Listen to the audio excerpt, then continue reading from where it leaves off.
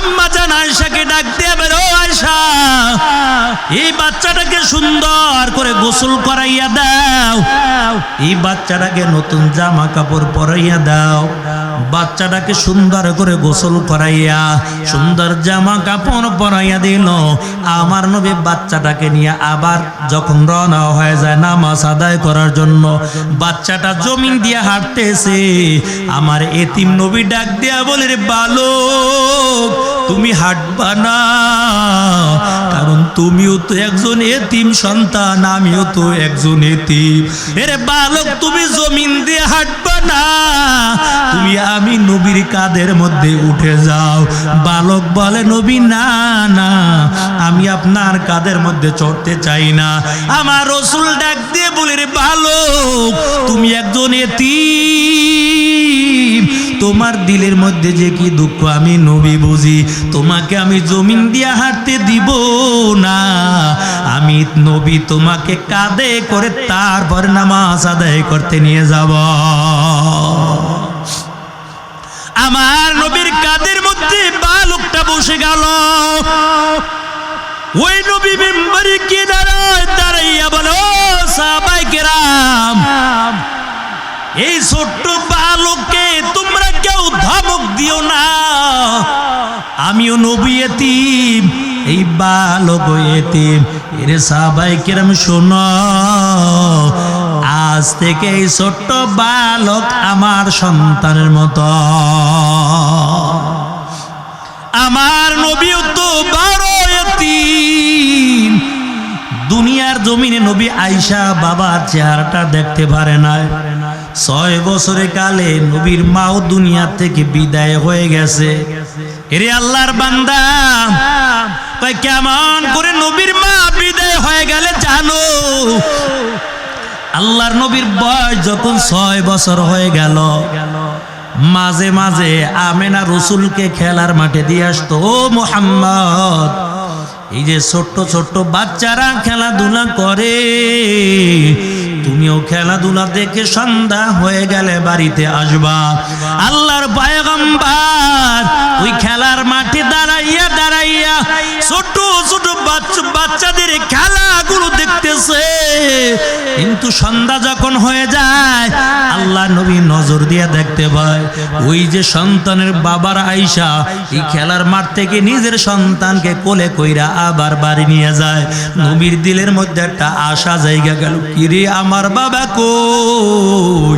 আমার তো আমার বাবার কোলে চড়তে মনে চায়। এই সন্তানকে আয়েশা বাবা বাড়ি নিয়ে যায়।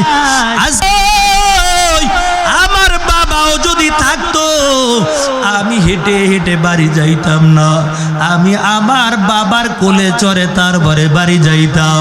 রসুল বাবাকে না পাইয়া একটা গাছের কোনায় বসে বসে রসুল কান্না করে। আমেনা বড় পাগল পারা হয়ে গেছে, কি ব্যাপার, সন্ধ্যা হয়ে যাইতেছে এখনো মুহাম্মদকে দেখি না। আমেনা পাগল পারা হইয়া দৌড়ায়, একদল যুবক সামনে পড়ে যায়। ওই আমেনা আওয়াজ দিয়া বলে, ও যুবকের দল, বলো তোমরা আমার সন্তান মুহাম্মদকে দেখছো কিনা? যুবকের দল ডাক দিয়া বলে, আমরা মুহাম্মদ নামে কাউকে চিনি না, তবে নজর করে দেখলাম ওই খেলার মাঠের এক কোনায় বসে বসে ছোট্ট একটা বালক সন্তান কান্না করতেছে। আমেনা পাগল পারা হইয়া দৌড়ায়, আর বুঝতে বাকি নাই, মনে হয় আমার সন্তান মুহাম্মদ হবে। আমেনা পাগলের মতো যখন ময়দানে খুঁজতেছে, নজর করে দেখতে পায় আল্লাহর নবী ময়দানের এক কোনায় বসে বসে ভোপাইয়া ভোপাইয়া কান্দে। আমেনা ডাক দিয়া বলে, রে সন্তান, বলো তোমার দিলের মধ্যে কি দুঃখ, কেন তুমি কান্না করো? ওই মুহাম্মদ ডাক দিয়ে বলে, মা, আমার বাবা কই? বলো আমার বাবা কোথায়? আমেনা বলে, সন্তান, কেন এখন তোমার বাবার কথা মনে পড়ে গেল? আল্লাহ নবী ডাক দিয়ে বলে, মা, সন্ধ্যা যখন হয়ে যায় এই খেলার মাঠের বাচ্চাগুলোকে তার বাবা আয়েশা কোলে করে নিয়ে যায়, আমি তো আমার বাবার কোলে একটু চড়বো। ও মা, বলো আমার বাবা কথাটা শোনার পর আমেনার চোখ বেয়ে পানির ফোঁটা জমিনে পড়ে। আল্লাহ নবী ডাক দিয়ে বলে, মা তুমি কেন কাঁদো? তোমার দিলের মধ্যে কি দুঃখ? আমেনা ডাক দিয়ে বলে, সন্তান, ওই তোর বাবা ব্যবসার জন্য যখন অন্য দেশে চলে যায় আর ফিরে আসতে পারে না, দুনিয়া থেকে বিদায় হয়ে গেছে, আর কোনো দিন তোমার বাবার চেহারাটা দেখতে পারবা না। নবী কান্না করে বলে, মা আমার বাবার কবরটা কোথায়? একটু আমার বাবার কবরটা আমি দেখতে চাই। কোন কবরের মধ্যে আমার বাবাই ঘুমানো? আমি একটু আমার বাবার কবরটা দেখতে চাই। আমেনা আল্লাহর পয়গম্বরকে নিয়ে বাড়ি চলে যায়। আব্দুল মুত্তালিবকে ডাক দেয়া বলে, আপনার নাতি মুহাম্মদ তার বাবার কবর দেখার জন্য বড় পাগল। আব্দুল মুত্তালিব উম্মে আয়মানকে ডাক দেয়া বলে, উম্মে আয়মান যাও যাও, জলদি করে যাও, আমার নাতি মুহাম্মদকে নিয়ে একটা উটের পিঠে চড়ে ওই দেশের মধ্যে চলে যাও। ওই আমার নাতি মুহাম্মদের দিলের আশা পুরা করে দাও, কারণ তার বাবার চেহারা দুনিয়ায় দেখতে পারবে না, তবে বাবার কবরের পাশে দাঁড়াইয়া দাঁড়াইয়া দিলের মধ্যে শান্তি অনুভব করবে। এরে আল্লাহর গোলাম উটের পিঠের মধ্যে চড়িয়া আমেনা এবং উম্মে আয়মান আল্লাহর পয়গম্বর তিনজন রওনা হয়ে যায়। যেতে যেতে যখন আল্লাহর নবীর পিতার কবরের পাশে দাঁড়াইলো, আমেনা ডাক দিয়া বলে, ও মুহাম্মদ, এই কবরের মধ্যে চিরনিদ্রায় তোমার বাবা শায়িত আছে, তবে আর কোনোদিন এই কবর থেকে তোমার বাবা উঠবে না। এরে আল্লাহর বান্দা, মায়ার নবী পিতার কবরের পাশে দাঁড়াইয়া দাঁড়াইয়া কাঁদে। আমেনা ডাক দিয়া বলে, ও মুহাম্মদ, কান্না করে আর কোনো লাভ হবে না, কারণ তোমার বাবা কবর থেকে আর কোনোদিন উঠবে না। আসমানের ফেরেশতারা মায়ের নবীর দিকে তাকানো, জঙ্গলার পশু পাখিগুলো তাকাইয়া তাকাইয়া কাঁদে আর বলে, মালিক তোমার বন্ধুর কান্না বন্ধ করে দাও, আয় আল্লাহ তোমার বন্ধুর কান্না বন্ধ করে দাও, আমরা তোমার বন্ধুর কান্না সইতে পারি না। এরে আল্লাহর বান্দা, আল্লাহ আসমানের ফেরেশতাকেও জানায়, ও আসমানের ফেরেশতারা শুনো, তবে আমার বন্ধুর চোখের পানি এমন ভাবে কবুল করে নিলাম, আজকে বাবার কবরের পাশে দাঁড়াইয়া দাঁড়াইয়া চোখের পানি ছেড়ে কান্না করে। দুনিয়ার উম্মত গুলো যদি মা বাবার কবরের পাশে দাঁড়াইয়া যদি সূরা ইয়াসিন তেলাওয়াত করে, সূরা ফাতিহা তেলাওয়াত করে, দুরূদ শরীফ পড়ে, সূরা ইখলাস পড়ে, আমি আল্লাহ তাআলা সন্তানের চোখের পানির উছিলা করিয়া মা বাবার কবরটা জান্নাতের বাগান বানিয়ে দিব।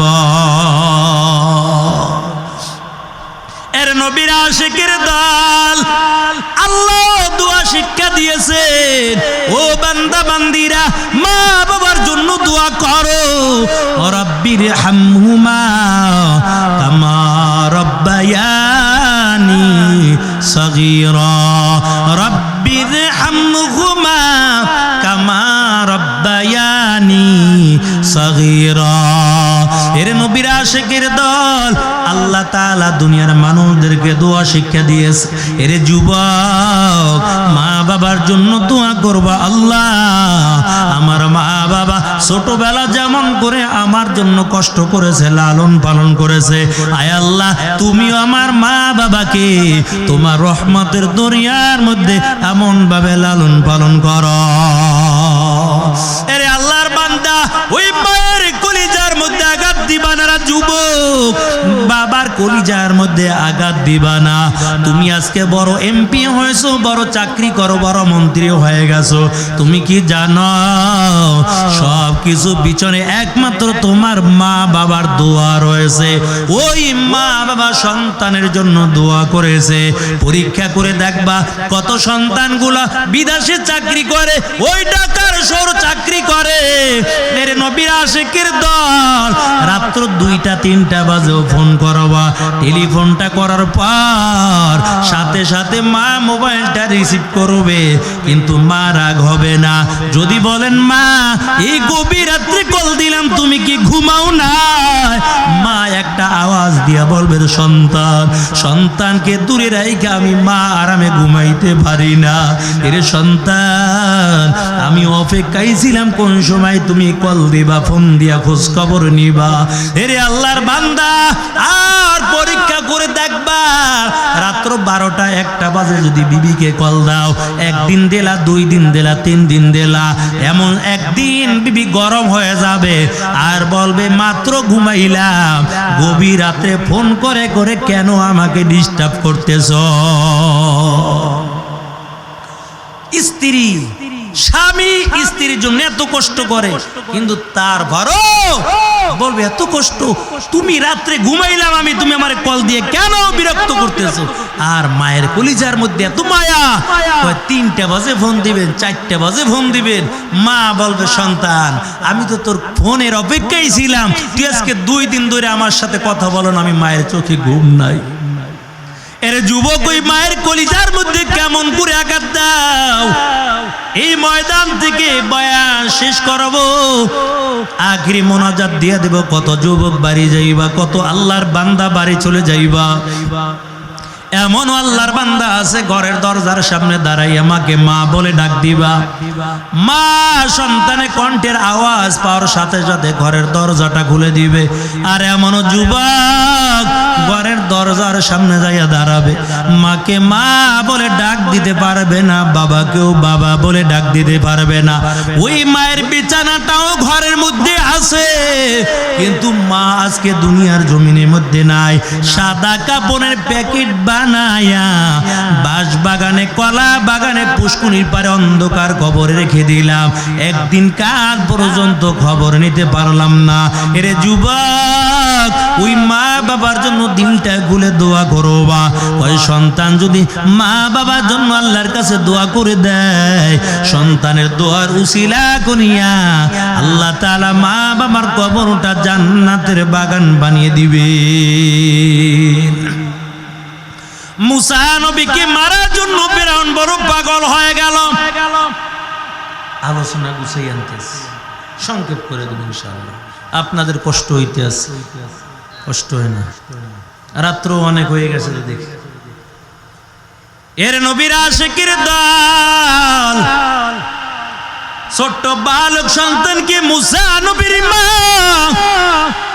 বুকের মধ্যে জড়াইয়া 2 গালের মধ্যে চুমু দেয় আর ডাক দিয়া বলে, সন্তান আজকে বুঝি আমার মায়ের বুকটা খালি করে চলে যাবি।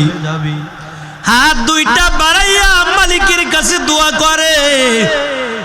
আর মুসা নবীর বোন মরিয়মকে ডাক দিয়া বলে, রে মরিয়ম কেমন করে আজকে তোর ভাইকে আমি বাঁচাবো বলো। এমন সময় একটা চুলার মধ্যে তাওয়া ছিল, মরিয়মকে মুসা নবীর মা ডাক দিয়া বলে, রে মরিয়ম ঘরের মধ্যে লুকানোর এমন কোনো জায়গা নাই, একটা কাজ করো, এই চুলার থেকে তাওয়াটা সরাইয়া দাও, এই চুলার মধ্যে মুসা নবীকে দিয়া দিব। ওই চুলার মধ্যে মুসা নবী ছোট বালক সন্তানকে দিয়া আগের মতো যখন তাওয়াটা দিয়ে রাখলো, ওই ফেরাউনের সৈন্যবাহিনী ঘরের মধ্যে ঢোকানোর পর ভালো করে খোঁজা শুরু করলো। খুঁজতে খুঁজতে দেখে না না, এই ঘরের মধ্যে কোনো বালক সন্তান নাই, কোনো নবজাত কোনো শিশু নাই। এর নবীর আশিকের দল আবার যখন বের হয়ে যায়, মুসা নবীর মা ডাক দিয়ে বলে, মরিয়ম একটু পানি নিয়ে আইসা আগুনটা বন্ধ করে দেখো, তোমার ভাই মুসা আছে না, দুনিয়া থেকে বিদায় হয়ে গেছে। ওই মরিয়ম যখন ওই চুলার আগুন বন্ধ করার জন্য যখন পানি দেয়, এই চুলার নিচের থেকে মুসা নবীর কান্নার আওয়াজ বেশি উঠে যায়। এরে আল্লাহর বান্দা, ওদিক থেকে মুসা নবীর মা বড় চিন্তা করতেছে, আরে আজকে না হয় আমার মুসাকে বাঁচাইলাম, আবার আগামীকাল যদি আবার ওই ফেরাউনের সৈন্য বাহিনী আসে, কেমন করে আমার সন্তানকে আমি বাঁচাবো, এমন করে চিন্তার মধ্যে পড়ে গেল। চিন্তা করতে করতে রাত্রে ঘুমিয়ে গেল। এরে আল্লাহর বান্দা, কে জানো স্বপ্নে দেখায় ও মুসার মা, মুসাকে নিয়ে চিন্তা করা লাগবে না, তুমি একটা সিন্দুক বানাও, সিন্দুক বানাইয়া মুসাকে সিন্দুকের মধ্যে ঢুকাইয়া এই সাগরের মধ্যে ছেড়ে দেওয়ার দায়িত্ব হলো তোমার। আর মুসাকে ওই ফেরাউনের ঘরে লালন পালন করে বড় করার দায়িত্ব হলো আমি আল্লাহ। কই যেই ফেরাউন মুসাকে মারার জন্য এত ষড়যন্ত্র করতেছে, আমি আল্লাহ ওর ঘরেই বড় বানাবো। এর নবীর উম্মতের দল, মুসা পয়গম্বরের মা রাত্র স্বপ্নে দেখার পর সকালবেলা চিন্তা করতেছে কি ব্যাপার, কোথায় এখন কাঠ পাবো, কোথায় লোহা পাবো, কোথায় মিস্ত্রি পাবো, কেমন করে আমি সিন্দুক বানাইব। হঠাৎ করে বাড়ির সামনে থেকে একটা যুবক কাদের মধ্যে একটা গাঁঠুর নিয়ে যায়, ডাক দিস, ও বাড়িওয়ালার দল, কি আছো, আমাকে দিয়া সুন্দর সুন্দর সিন্দুক বানাইবা। আল্লাহু আকবার বলেন। ওই কি আছো, আমাকে দিয়া সুন্দর সিন্দুক বানাইবা, আমি দামি সুন্দর সিন্দুক বানাইতে পারি। মুসা নবীর কানের মধ্যে, মুসা নবীর মায়ের কানের মধ্যে যখন আওয়াজটা চলে গেল, মুসা নবীর মাটা ডাক দিয়ে বলে, রে যুবক, একটু দাঁড়াও, আমাকে একটা সিন্দুক বানাইয়া দাও। তবে আমার কাছে কাঠ নাই, আমার কাছে লোহা নাই, হাতুড়ি বাটুল কিছুই নাই, কেমন করে আমি সিন্দুক বানাইব। যুবক ডাক দিয়া বলে, মুসার মা, তোমার চিন্তা করা লাগবে না, সিন্দুক বানানোর জন্য যা কিছু দরকার সব কিছুই আমার গাঁটুরির মধ্যে আছে। তোমার কোনো চিন্তা করা লাগবে না, তবে একটু পানি নিয়ে আসো, ওই যে নীল নদীর থেকে একটু পানি আইনা আমাকে দাও। মুসা নবীর মা পানি আনার জন্য নীল নদীর কাছে চলে গেল। নীল নদীর থেকে পানি নিয়ে আইসা দেখে এই যুবক সুন্দর করে একটা সিন্দুক বানাইয়া বইসা রইছে। মুসা নবীর মা সিন্দুকের দিকে তাকানো, এত সুন্দর করে বানাইলো, দুনিয়ার কোন মানুষ এত সুন্দর করে বানাইতে পারে না।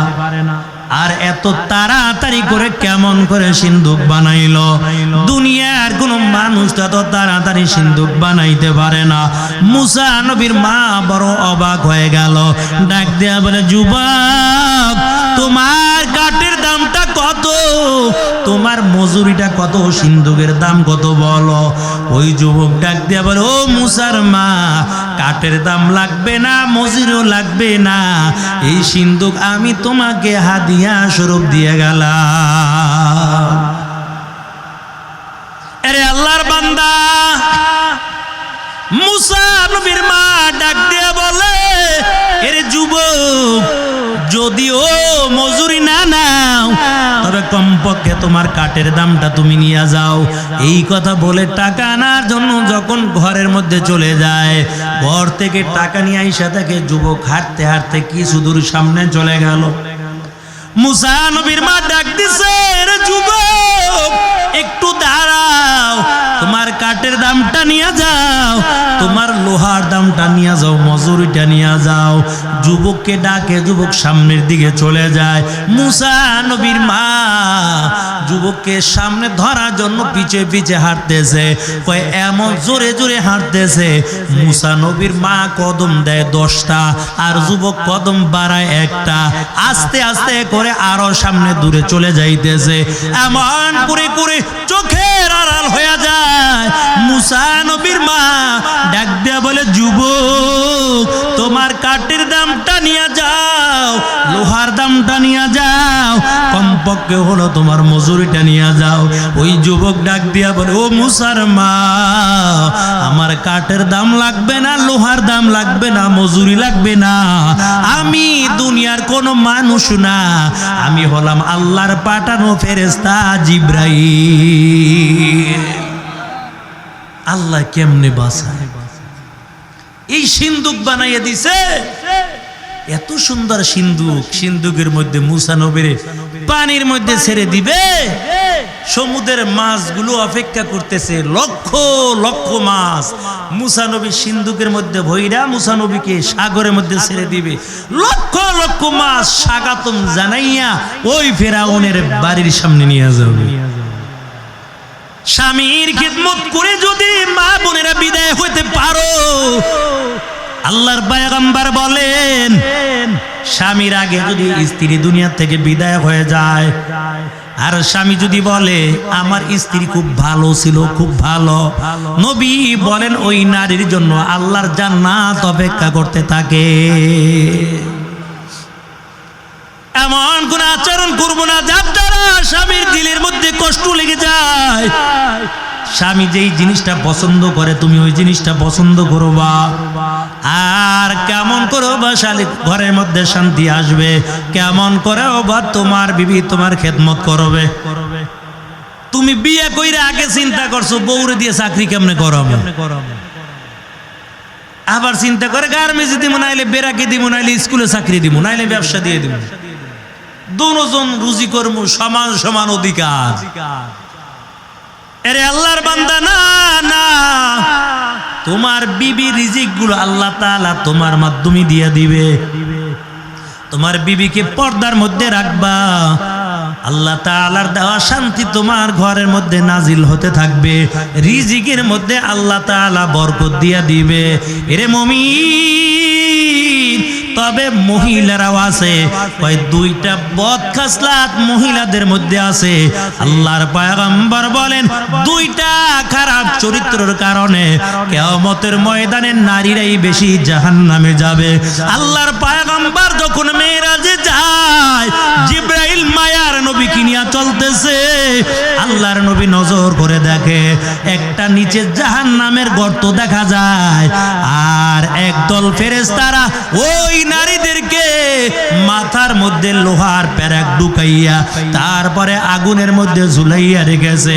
আল্লাহর নবী ডাক দিয়ে বলে, জিবরাইল এরা কারা? আল্লাহর ফেরেশতা জিবরাইল ডাক দিয়ে বলে, নবী আমার, দুনিয়ার জমিনের মধ্যে এদের মাথার মধ্যে ওড়না থাকতো না, ওড়নাটা বুকের মধ্যে জড়াইয়া তারপরে ফ্যাশন কইরা আসতো, অন্য পুরুষগুলো দেখে দেখে মজা লইতো। নবী আমার মাথার চুলগুলো বেগানা পুরুষে দেখতো। কিয়ামত পর্যন্ত আল্লাহ এমন শাস্তি দিয়া রাখবে। ও পর্দার আড়ালে মা গো, তুমি মাথার মধ্যে কাপড় দিয়া রাখবা, মাথার চুলগুলো ঢেকে রাখবা, তোমার চুলগুলো যেন বেগানা পুরুষ না দেখতে পারে, তোমার কণ্ঠের আওয়াজ যেন বেগানা পুরুষ না শুনতে পারে, তোমাকে যেন অন্য পুরুষ না দেখতে পারে। তুমি পর্দার মধ্যে থেকে থেকে স্বামীর খেদমত করে নিবা। অল্প আমল যদি হয়, কিয়ামতের ময়দানে আল্লাহ তাআলা নাজাতের ফয়সালা করে দিবে। তবে নারীদের মধ্যে দুইটা বদ খাসলাত রয়েছে, যেই দুইটা বদ গুণের কারণে কিয়ামতের ময়দানে ওই নারীরা জাহান্নামের অধিকারী হয়ে যাবে, ওই নারীরা বেশি জাহান্নামে যাবে। এক নাম্বার, মহিলারা শুকরিয়া আদায় করতে চায় না, যত দিবেন তত কইবেন নাই নাই, কিছুই নাই, যদি আরো হইতো তাহলে আরো ভালো হইতো। স্বামী এত রুজি করে, বিবির জন্য এত কষ্ট করে, দেখবেন সামান্য একটু একদিন স্বামী স্ত্রী ঝগড়া লেগে গেছে, ওই স্ত্রী ধমক দিয়া বলবে, এই বেটার ঘরে আইসা জীবনও শান্তি হইল না। তবে আমনে গো কক্সবাজারের মহিলারা ভালো এমন কথা কয় না, এত কষ্ট করে জীবন সব দিয়ে দেয় একজন নারীর জন্য, বিবির জন্য।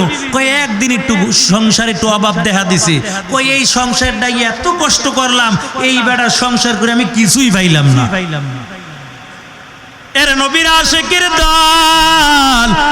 এই দুইটা বদ খাসলাতের কারণে নারীরা বেশি জাহান্নামে যাবে। এক নাম্বার, তারা শুকরিয়া আদায় করতে চায় না, অথচ এই শুকুর যদি আদায় করে নিত, আল্লাহ আমাকে যেই অবস্থায় রেখেছে আমি মালিকের শুকরিয়া আদায় করে নিব। ঘরে অভাব দেখলে ভালোবাসা জানালা দিয়ে ভাড়াই যায়। টাকা পয়সা আছে তো ঘরে শান্তি আছে, স্বামীর চাকরি নাই, ইনকাম নাই, এখন এমন ঘরের মধ্যে গ্যাঞ্জাম শুরু হয়ে গেছে, এখন ঘরটাই জাহান্নামে টুকরো হয়ে গেছে। আর নবীর ফ্যামিলির মধ্যে কেমন ছিল জানো? আলী রাদিয়াল্লাহু তাআলা আনহু যুদ্ধের ময়দান থেকে হাজির হয়ে গেল, বাড়িতে আসলো, ঘরের মধ্যে খাবার নাই। এরে আল্লাহর বান্দা, ফাতেমা ডাক দিয়া বলে, স্বামী আমার, ঘরের মধ্যে কোনো খাবারের ব্যবস্থা নাই। আলী বলে, আমি কেমন করে খাবারের ব্যবস্থা করব? আমি তো যুদ্ধের ময়দান থেকে আসলাম। ফাতেমা ডাক দিয়া বলে, স্বামী, আপনাকে আমি অন্য কিছু বলি না, শুধু ঘরের মধ্যে খাবার নাই এটাই আপনাকে জানাইলাম।